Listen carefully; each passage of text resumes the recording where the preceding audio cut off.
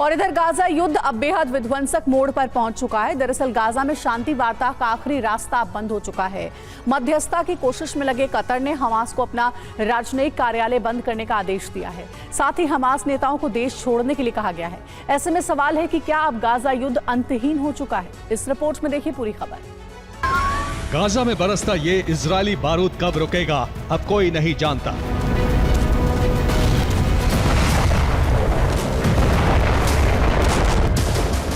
Gaza की धरती को रौंदते ये इजरायली टैंक कब लौटेंगे, इसका जवाब अब किसी के पास नहीं।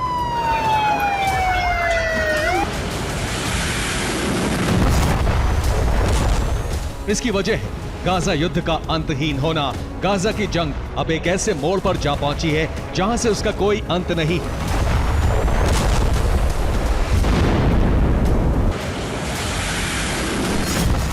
दरअसल गाजा में सीजफायर का आखिरी रास्ता भी अब बंद हो गया है। कतर ने हमास को अपना राजनयिक कार्यालय बंद करने के लिए कहा है। हमास के नेताओं को भी कतर छोड़ने के आदेश दिए गए। इसे लेकर 28 अक्टूबर को हमास को नोटिस जारी किया गया था।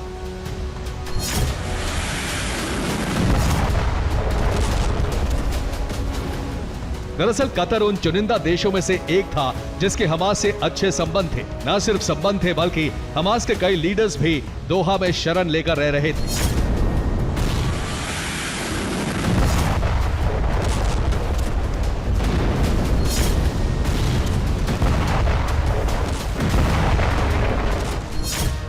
दरअसल 7 अक्टूबर के हमले के बाद अमेरिका कतर से बातचीत कर रहा था। अमेरिका ने उसी वक्त कतर सरकार को हमास को निकालने के लिए कहा था, लेकिन इसके बाद अमेरिका शांत हो गया था क्योंकि उसे कतर के जरिए युद्ध विराम की उम्मीद थी।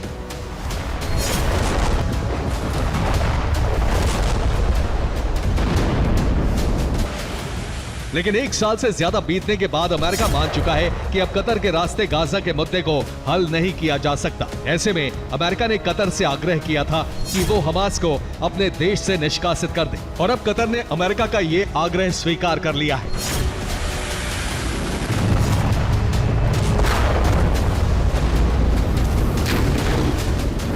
हमास की सुरंगों में अब भी 101 इजरायली बंधक कैद हैं। अब कतर के इस कदम के बाद युद्ध विराम और बंधकों की रिहाई का रास्ता भी लगभग बंद हो गया है।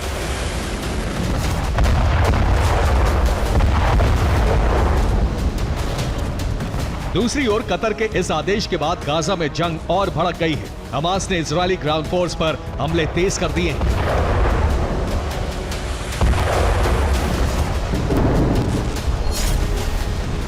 ये उत्तरी गाजा से आया सबसे लेटेस्ट वीडियो है। वीडियो में देखा जा सकता है एक हमास लड़ाका सड़क पर बूबी ट्रैप लगाता है जिसमें फंसकर इजराइल का मरकावा टैंक तबाह हो जाता है।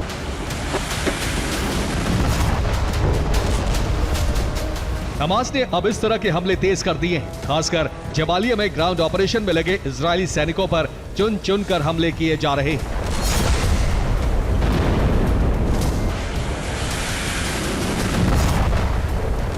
हमास की आक्रामक तेवरों के बाद इजरायल ने भी एयर स्ट्राइक तेज कर दी है। बीते 24 घंटे में 2 UNRWA स्कूल पर एयर स्ट्राइक की गई जिसमें 17 लोगों की मौत हो गई। जबालिया में इजरायल ने हमास के 3 ठिकानों पर बमबारी की, वहीं राफा में 2 अलग अलग जगहों पर हमले किए गए।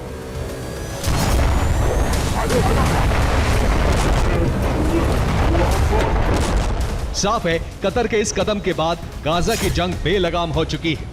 इजरायल हो या हमास, दोनों को अब रोकने वाला कोई नहीं।